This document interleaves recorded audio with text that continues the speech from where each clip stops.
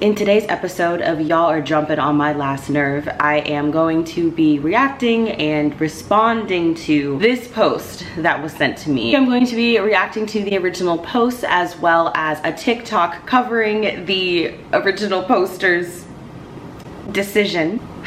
So Maddie from Maddie's Book Opinion shared this post from a bigger account because basically what had happened was I had seen something on Dana's story. I think it might have been on the close friends, you know, because we close friends level close, you know what I'm saying? Hit her up and was like, yo, give me the tea, what's going on? And she said, so Maddie from Maddie's Book Opinion shared this post from a bigger account who had posted ew, my Minnesotan accent. It's Paul Bunyan, motherfucker. Who had posted authoritarian romance books with a bunch of cop romance and military romance with a few firefighter romances. Maddie basically shared it and said, hey, that word isn't what you think it means, and also cop romances are problematic and dangerous and gross. And the account messaged Maddie and said she didn't appreciate Maddie sharing her post or how you assume my politics and reading isn't political. Posting about police is inherently political. I'm sorry, what? You cannot post about one of the most politically driven topics in our society and then claim that it's somehow divorced from politics. That is literally like the author of Red, White, and Royal Blue claiming that the book isn't political. It's very obviously fucking political. It's set in a political office. What? That is insane. I haven't even seen the fucking post yet. But here is the thing. Okay, people want to have their cake and eat it too. You simply cannot post about things that are very, very politically driven, that have great implications in our society, which is also politically driven, and then claim that that post is apolitical. Make it make sense, dog. Like, what? That is wild. Are you an animal? Because that's wild. That is some wild shit.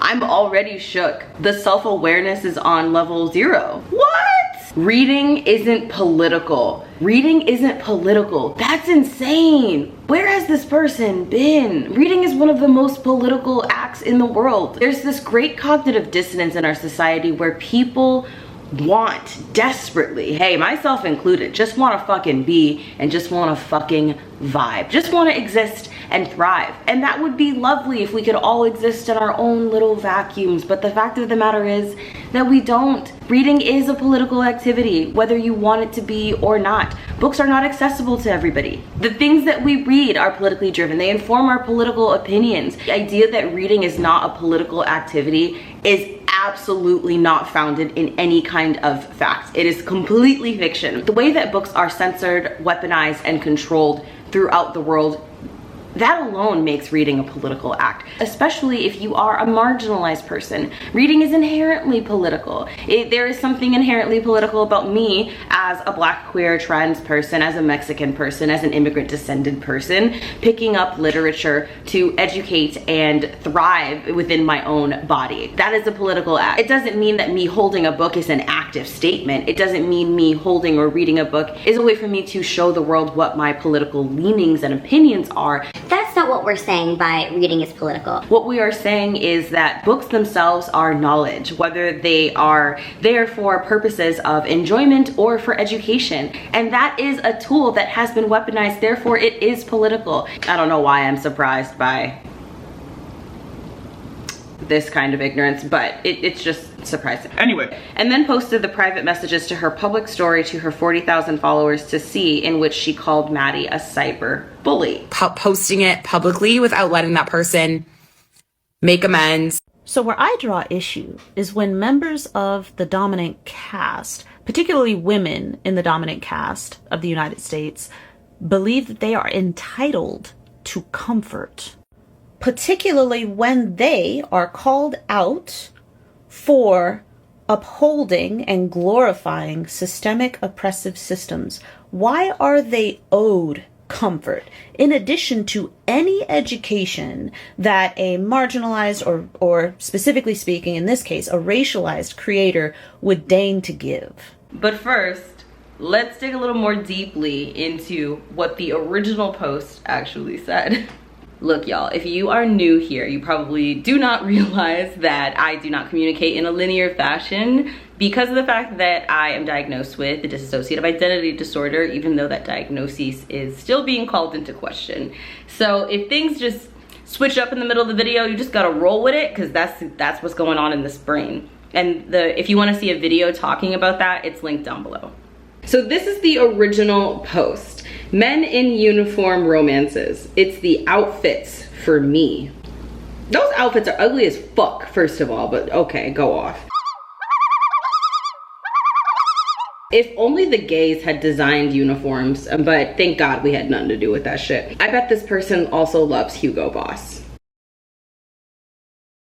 If you know, you know. Men in uniform romances. Cop emoji, fire extinguisher emoji, something else emoji that I can't see. Is that a tree? Oh no, that's the OG soldier hats. And then there's, is that a traffic stop man? It's a cop. It's a bunch of little cops basically.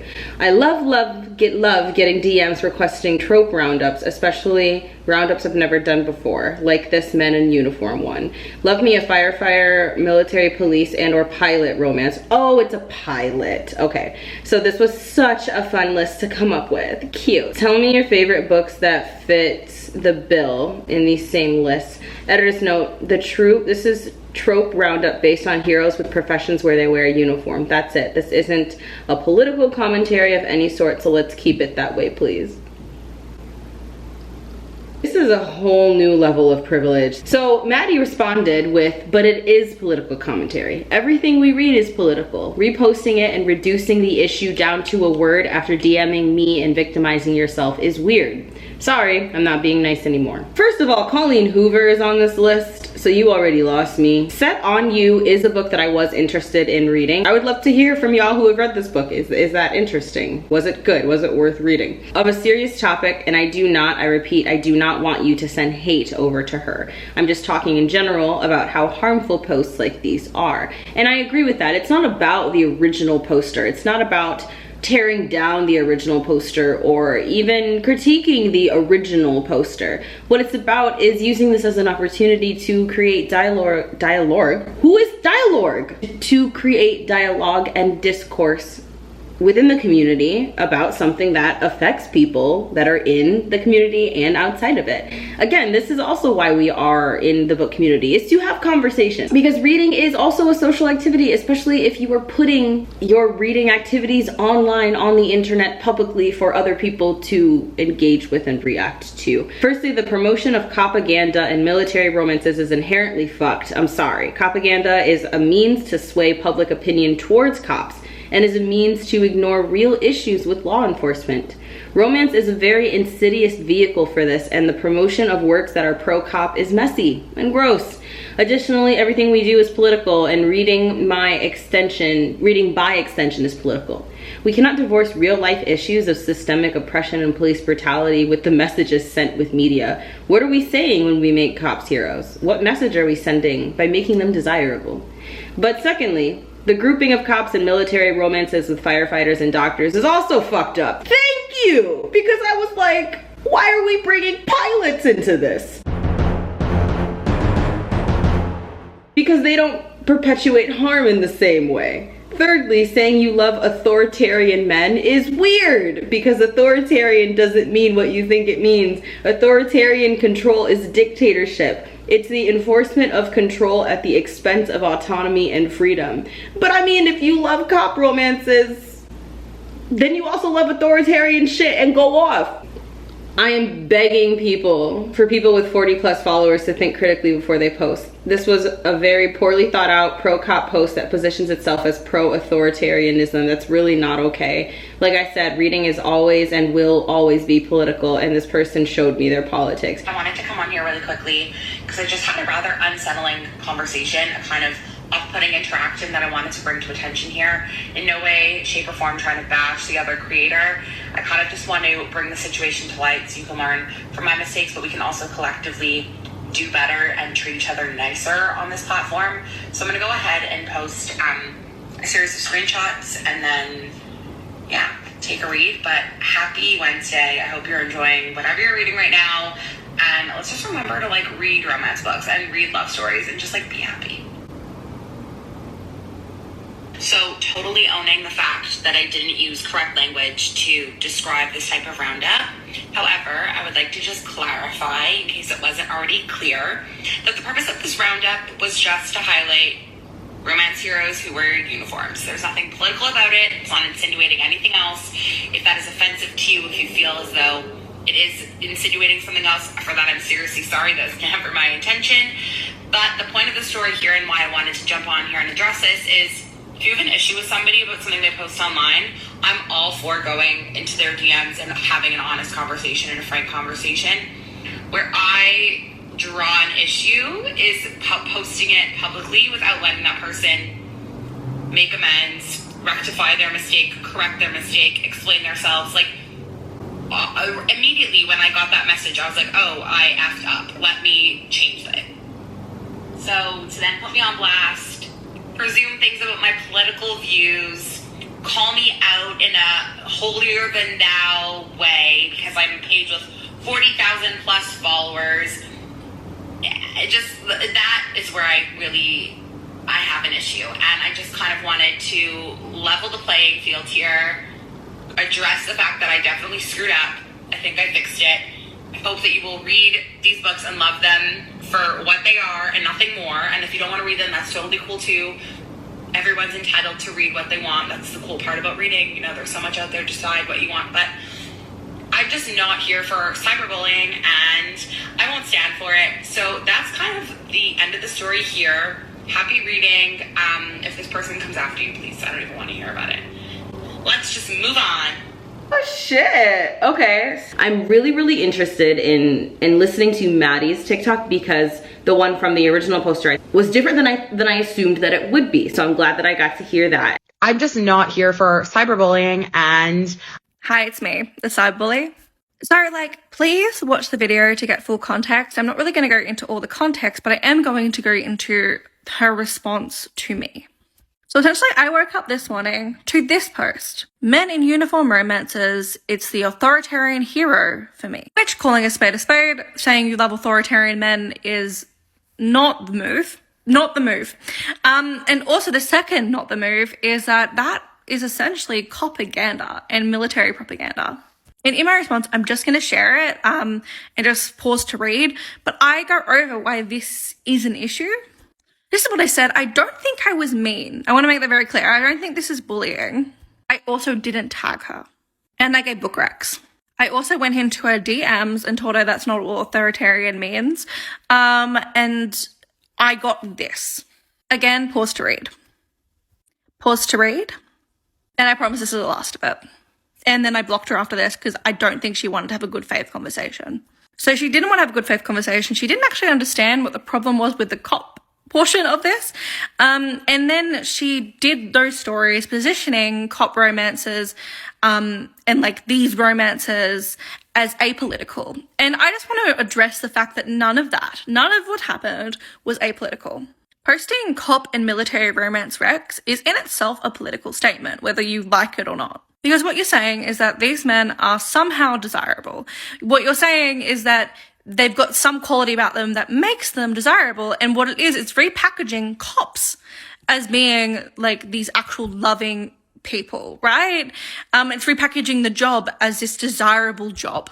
And we know that's not true. And we know that the propaganda exists to make us ignore the systemic issues that are happening and make us ignore this institution that is a problem.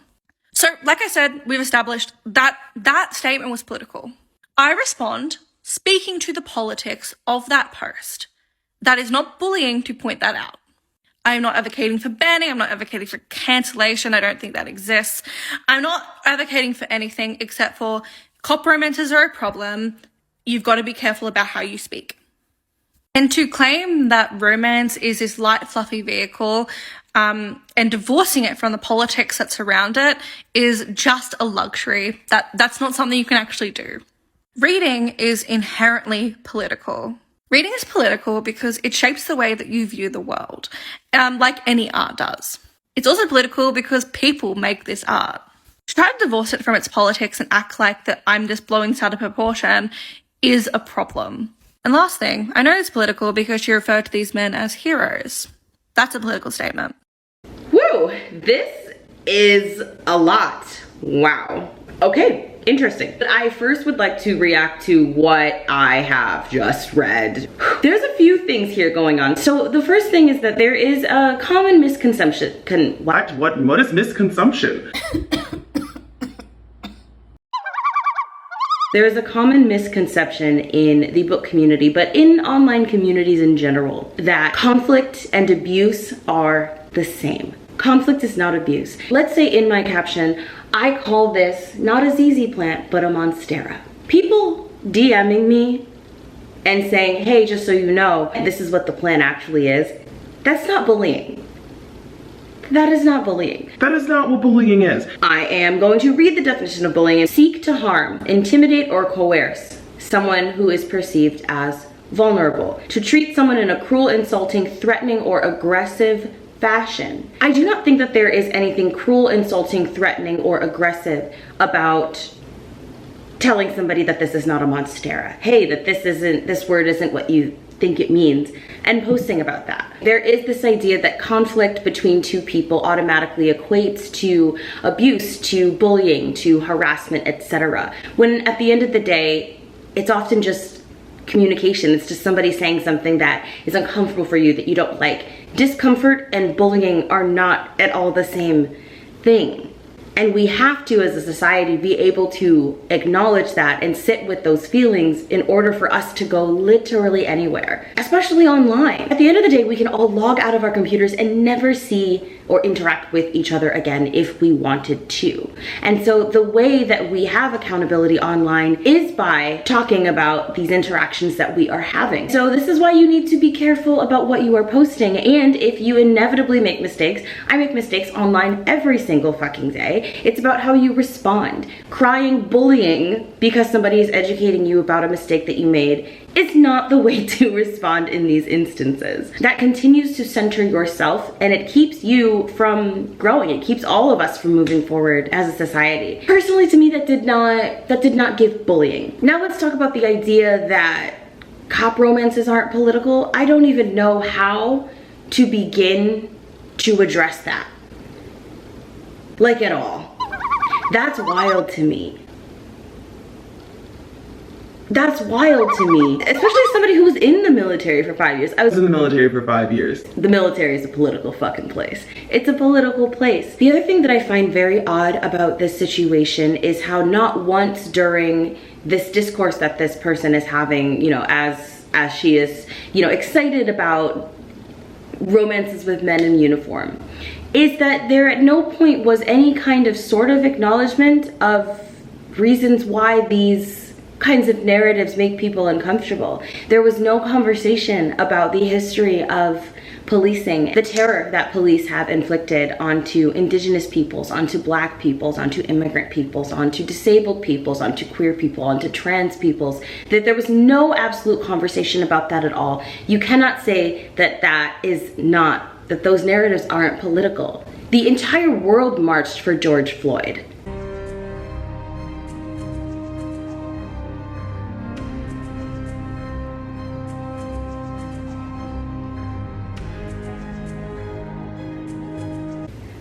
And you're going to say that police and propping up police and police romances is not an act of politics? Romance heroes who wear uniforms. There's nothing political about it. It's not insinuating anything else. Cops in literature are never going to be apolitical because cops are political in nature. There is a certain sort of privilege in being able to separate politics from policing. It's the romanticization of the position, taking something from reality, removing all of the harmful aspects, and transforming it into something incredibly surface level. What ultimately gets presented is a hollowed out juvenile understanding of what the police are. When police officers continue to brutalize women, disabled people, people of color, religious minorities, queer and trans lives, writing them into literature, especially romance books, are always going to be political. No cops in romance. We don't need them. It's not a way to shape and reframe the narrative surrounding police. And I'm not saying don't write those books, because I do not support censorship. I don't. Write your cop narratives. That's not the issue. Write your cop books. Write them. I won't be reading them, but you write them. You write them, baby. If that is the book that you feel the need to put out into the world, you write that fucking book. write the book. I'm never going to tell you, I'm not going to tell you not to write the book.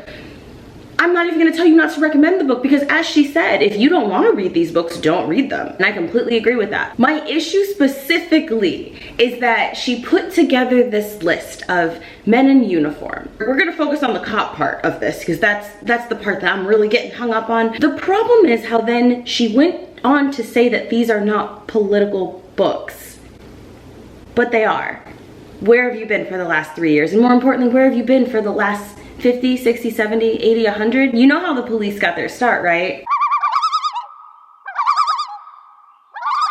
I can't even begin to provide facts and numbers and statistics and even experiences because you've already chosen to ignore them. That's the part that I just find very strange. Reading cannot be separated from politics or societal concerns. We as readers can choose to be conscious of that relationship, or we can choose to ignore it. That doesn't mean we can change the fact, nor should we attempt to do so. So personally, I do not mind if you are going to make your cute little authoritarianism book recommendations list. That's adorable. Go off, sis. What I cannot ignore is you taking that list and saying with your whole chest to your 40,000 followers that what you are doing is not an act of politics. Just because you aren't aware, or you have chosen, because people have tried to educate you, and you have chosen to declare it apolitical, does not mean that it is. Just because I'm gonna say that there's $1 million in my bank account does not change the fact that I got $2. You're not about to tell me, you are not about to sit here to my black trans Mexican ass and tell me that cop books are not political inherently. You're not about to tell me that, because where were you when a cop had a gun pointed at my face when I was 6 years old? Is the little girl with a gun in her face gonna be in the romance book too? I just wanna know. I just wanna know. I just wanna know. Were you there when my mother had to speak to the cop at her window and ask if the cop at my window was gonna shoot her little girl? Where were you? No. Like, you gotta get the fuck up on my face like that. Like, now I'm getting mad. Now I'm getting mad. I just like, look, make your cute little lists, but don't tell me that you pushing cop narratives is not political, because it is, sweetheart. And I don't care if you have decided to declare that it isn't. That's cute. It does not make it so. This is not a Monstera, homegirl. It's just not. And that's not bullying. It's just the facts of life. It's always bullying whenever people from a dominant power group feel like their hand isn't being held gently enough through the education process. Why is it that y'all are always the ones who have to be centered? I have this amount of patience because where have you been the last 5 years? That tells me that you very willfully were not paying attention. You were not doing the self-work. You were not listening. I can tell that there wasn't even a single part of you that was like, hey, maybe I should write this caption about this post differently. I'm just not here for cyberbullying. But your faves are out here bullying entire communities. All right, so went to a doctor's appointment and got the hair braided because we were due. No, I'm saying we were due. So one of the things that that person had said was like, just because I have 40,000 followers doesn't mean you can go after me. And again, that is kind of missing the point that Maddie is trying to make, or even the point of the fact that you have 40,000 followers being brought up. The point is that you have to acknowledge that so long as you have a platform, a major platform, in my opinion, I do have a major platform. Things that I talk about and the way that I choose to talk about them has an impact because people are listening. If I go on my YouTube channel and I use the trust and the relationship that I have built with y'all over the years to promote something harmful, I am responsible for what I have just done. Whether it was intentional, whether I knew it or not, that is something I have to be thinking about anytime I post a video. My close friends know that anytime I post a discussion like this, I am having a panic attack behind the scenes. I am usually sending it to multiple friends being like, hey, did this come out right? What did you think of this? Blah, blah, blah. I recently did a discussion where I talked about problematic Black authors. That video was very, very stress inducing for me to produce because I'm talking about Black authors who I do not believe we should be throwing away into the dumpster and sending them to the bottom of the ocean. But these are authors that I believe do have some work to do, some self-work. There is a very big difference between me misstepping and having damn near 40,000 people watching and somebody misstepping who has 500 people watching. Of course, we should not be disproportionately punishing people, but I'm saying that so long as you have a significant platform, before you post anything, you need to be thinking about it from other lenses. And if you know that you're not able to step outside of your own lens, send that shit to your friends. I will frequently have friends and family either fact check me or position check me before I post something that I think could potentially be inflammatory. It just is what it is. And if you choose to not do that, that's fine, that's your choice. But do not be surprised when things like this come your way, because you outright chose not to consider what it means to have a platform of your size. You didn't just make it in a vacuum. You didn't just wake up one day with 40,000 followers. And it's the same with me. I definitely have misstepped. So my TikTok had like, I think it had like 6,000 people on it, or 5,000 people. My TikToks on average were getting like 1,000 views. I made a post, I made a TikTok a long time ago about how very frequently cis women, and I don't mean trans folk that are in the closet, I mean specifically cis white women who are out and are spoken out about being cis white women, are dominating in queer male romances. Now, I'm not talking about closeted folk, I'm not talking about people that are just simply clocked as cis when they are not. I'm not talking about any of that. And so I made like a quick TikTok just about how cis white women are given more power in the publishing world over queer male and transmasculine folks' stories. And if I had realized that that post was gonna go viral and get really big, I would have elaborated in the caption to make more clear what I was actually saying. TikTok was like 6 seconds, but I didn't think a whole lot of people would see it. And as a bunch of people started to see it, I realized that people were thinking that I was saying that you can only write a male romance if you are out as trans or if you are actually, etc. That wasn't at all what I was saying, and the reason why I felt fine kind of just putting it up as it is because I talk on this channel a lot about outing politics and how people have been forced to come out. Becky Albertelli, I think that's how you say her name, was forced to come out. Casey McQuiston was forced to, in order to justify why they write within their genres. And I've spoken about that on this platform even before those authors were specifically targeted, for a very long time. So I was expecting the people who watched that TikTok to already know what I was talking about, that I was specifically talking about these very famous white, cis, heterosexual female authors who are just choosing to write male love stories, which is fine, do what you gotta do whatever the fuck you want. And that publishing, as a result of them being cis heterosexual white women, are simply propping up their stories and not propping up stories by queer men, etc. Which is the problem. It's not that this white woman wrote a book featuring a love story between two men. It's that when white cis heterosexual women write these romance books between two men, those are the ones that hit the bestseller list. That is the issue. So where am I going with this? The point is, if I had realized that TikTok was gonna go so far beyond my audience, so far beyond the audience who knows what I was actually trying to say as somebody who is trans and who has spoken for many years about how fucking annoying it is when readers assume the politics of the author telling the story and force them to come out. I assumed that my audience was going to be the one watching it. I did not think about the fact that this TikTok had the potential to go way past my audience and to get very big. And if I had known that, I would have put in the caption something more elaborate to explain what I was actually trying to say, because the TikTok was like 6 seconds long. Know what I'm saying? Why is this relevant? It's relevant because I am still at fault. Regardless of what I thought, regardless is that I had a platform. It doesn't matter that there was only 3,000, 4,000, 5,000, however many people on my TikTok at the time. I still had a platform. And so where I'm going with this is that I am still on the hook for what I chose to put out. I chose to put out a video without giving it the proper context to explain what I was truly saying. And this is part of why I don't use TikTok, because I'm not good at being concise that way. I'm just not. I am a wordy son of a bitch. This is why I have a Bookstagram and a YouTube. This is why I write books. What's ironic about this is I'm currently working on a romance between two masculine of center women, and it's called Stunnedly in Love. Anyway, moving on.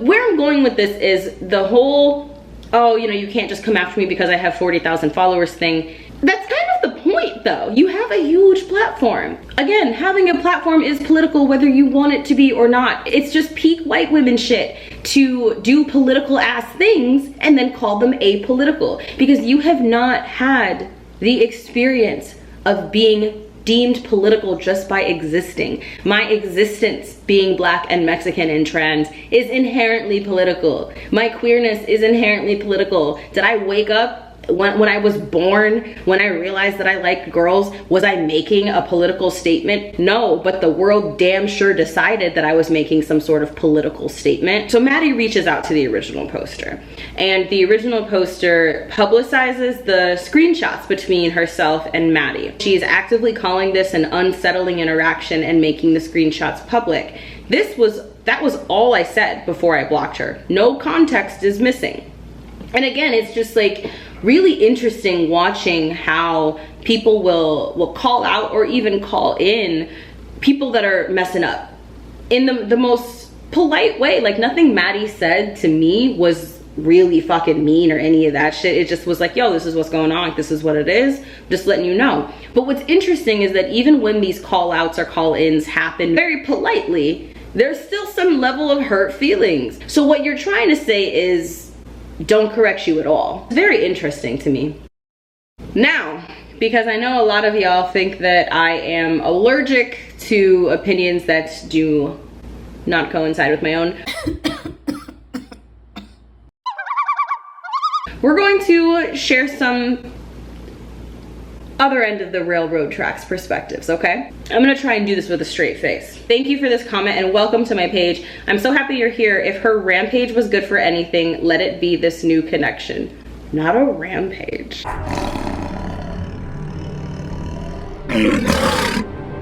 Not a rampage. I'm fucking weak. I'm sorry you have to deal with it. Are there a lot of systemic issues and other awful things going on in the world right now? Of course, but my social media will always be a place for toxic positivity, because I'm a nurse who has worked with some really great cops and veterans who are not single-handedly responsible for the corruption in our country by having a job to feed their families and deal with the real life stuff on the daily. Socials and books are for escape here. If other people have the energy to take on the world via social media, more power to them. But I doubt they're accomplishing much by blasting you for suggesting some fictional romance novels. There are several things in this comment that I would push back against. You've already heard my perspective, so I'm just gonna put that there. Those of you who are watching this video, how do you feel about this comment? Let's discuss down below. So the OP posted the following two comments on her story, kind of saying that these are the messages that I like. And one of the persons had said, I'm sorry you had to deal with a person like this. There are ways to have a civil conversation about these topics, and they chose not to. Anyone with common sense can see that you didn't mean any harm. And you were the bigger person here by making the edit to avoid offending anyone. Don't let people like this get you down. They were never going to be happy no matter what you did in response. All I'm going to say about this is that if I stab you in the back and say, oh my bad, I didn't mean to stab you in the back, that doesn't change the fact that I still stabbed you in the back. Another comment that the original poster liked was, I love how you handled this, but also there's another point. I looked at all the books in the roundup, and with the ones I've read, there was nothing innately political that had anything to do with the career in the book. It really just felt like their job, and while there are a lot of injustices within those types of careers, they are also really hardworking people who are trying to fix the system. Cops themselves are not able to fix the system of policing. That is a systemic issue that the cops do not have the power themselves to actually fix. To your point, and I will echo this as well, they are just books with people in uniforms. Read them or don't. Let's discuss. It's a bit tone deaf, to say the least, to promote propaganda while using AAVE slang that originated from the community frequently murdered by cops for no reason. Someone else comments, that's not the definition of tone deaf. So then they say, oh my bad, I should have been more clear. I wasn't referring to the definition regarding musical pitch, but the one that is having or showing an obtuse insensitivity or lack of perception, particularly in matters of public sentiment, opinion, or taste. Hope this helps. These comments are fucking wild, y'all.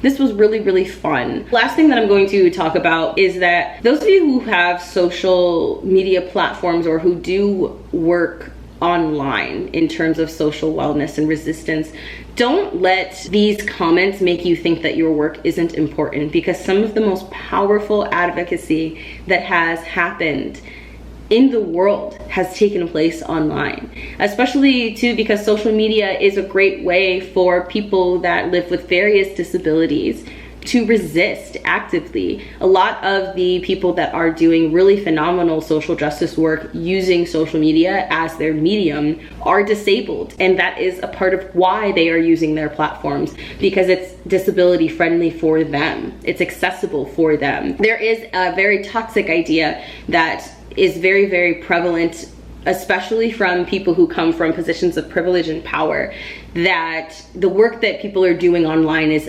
unimportant or is less important than the work that happens face to face. And that is simply not correct, especially because so much of our world is digitized. We spend more time on our phones as a whole, as a society, than we do without our phones. So yes, social media is one of the most powerful tools we have in the world. Why do you think Trump became president? Social fucking media. Social media is a huge part of the reason why he became president in the first place. Terrible example, yes, I know, but where I'm going with this is you cannot act as if social media does not have very direct, linear repercussions for our society, and that it is not a tool that has been and continues to be used to affect change both for the good and for the bad. And this is why people, especially people from privileged positions, will fight so hard to talk down to people who are using social media as a form of resistance, because they know that that work actually does have an impact. It has a great impact. If you are using a platform, whether you have 500 or less or 40,000 or more, to do work that to you matters, keep doing it. Keep doing the work. I'm gonna go edit this incoherent ass video. I'm really excited for y'all's comments. I do have a couple other videos where I speak about Bookstagram drama. So there's one called What Bookstagrammers Are Fighting About. There is another where we're talking about how Selena Gomez's bullying relates to bullying in the book community. So that's just gonna be linked down below, along with my problematic Black authors video. I recently did a video where I'm talking about being diagnosed with dissociative identity disorder. Check out my Patreon. The different tiers have different perks. It is Hannibal the Cannibal themed, and all of the tiers are named after different organs. The heart level patrons are the ones who I share writing excerpts with, we have a book club every single month, that kind of thing. There's all kinds of perks though. We do movie parties, live shows, reading sprints, all of that. This upcoming weekend we are having our live show, and we are also having a 72-hour readathon called Camp Oregon, where we are going to read horror books set at camp, and we're very, very, very excited about that. Until next time, stay safe, be good to yourselves, be good to others. I can't wait to see you in the next video.